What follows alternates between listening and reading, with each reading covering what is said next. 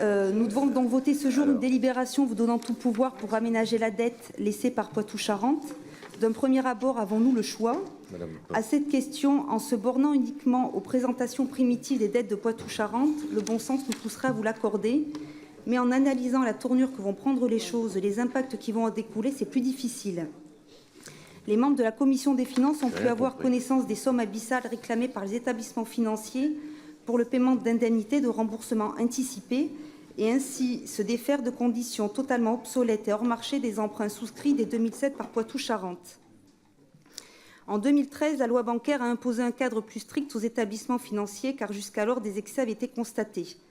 Néanmoins, avec des lignes d'emprunt de cette envergure, la négociation de tout temps devait être possible. Qu'ils aient été proposés, les banques sont des entreprises commerciales, c'est le jeu de gagner du PNB en tentant de vendre des crédits onéreux avec des pénalités hors normes. Que de telles conditions aient été acceptées relève plutôt de l'irréel. Le malheur de Poitou-Charentes a très certainement permis aux établissements financiers de contrebalancer des conditions avantageuses, de proposer à des clients plus avertis et plus soucieux de leur santé financière. Ces emprunts contractés sont le témoin d'une méconnaissance des marchés financiers et, plus grave, d'un laxisme sur la gestion d'une collectivité, car nous n'avons pas anticipé le futur. Poitou-Charentes s'est contenté du bénéfice immédiat avec des déblocages de capitaux, sans poser la question que doit se poser une collectivité. Demain, comment le crédit peut évoluer? Ces emprunts ont été souscrits par une personne non habilitée. Cette donne aurait pu permettre une rectification du futur si la collectivité avait, dans le laps de temps des 5 ans autorisés, dénoncé un vice de procédure dans les contrats de prêt. La banque ne peut octroyer un crédit qu'à une personne habilitée à le souscrire dans un monde de conformité et acculé de procédures administratives avec la plus basique qui est celle de l'identification de l'emprunteur. Poitou-Charentes avait là une occasion inespérée de faire machine arrière. Comble de malchance, le fonds de soutien créé par la loi de finances initiale pour 2014, qui visait à apporter une aide aux collectivités et établissements les plus fortement affectés par les emprunts structurés, dont il restait porteur, n'est plus accessible.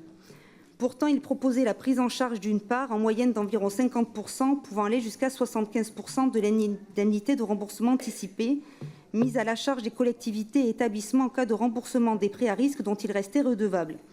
La malédiction nous poursuit car à quelques mois, nous ne nous mettions pas dans un tel embarras. Les demandeurs devaient déposer leur dossier entre le second semestre 2014 et la fin 2015. Un communiqué de Michel Sapin se targue d'ailleurs d'un taux d'acceptation des dossiers à plus de 90% en tournant la page des emprunts toxiques. Là encore, cette mesure a dû échapper au bon sens de Poitou-Charentes et à sa collègue ministre.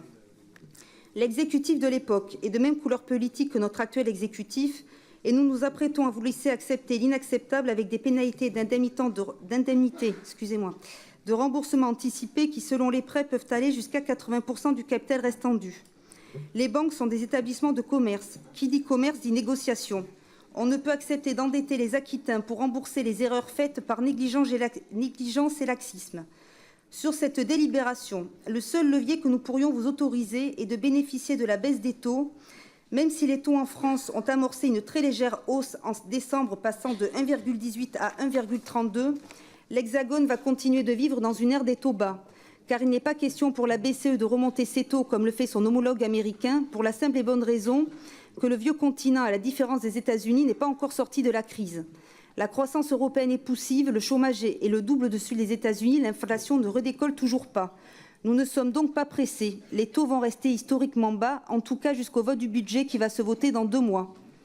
La situation ne peut pas être pire que celle que nous connaissons actuellement et vous laisser agir avec les propositions actuelles va pour le coup altérer la santé financière de la Nouvelle-Aquitaine en acceptant les conditions totalement folles des établissements prêteurs. Vous êtes au pouvoir, à vous de repartir, voir les établissements prêteurs pour entreprendre de nouvelles négociations, en tout cas auprès de celles que vous pouvez directement contacter. Les pénalités sont contractuelles certes, mais tant que rien n'est amorcé, tout est modifiable. Nous avons un but commun, ne pas endetter notre région. En l'état, nous ne pouvons donner notre accord sur cette délibération. Je vous remercie, mes chers collègues et Monsieur le Président, pour votre écoute. Vous avez répété.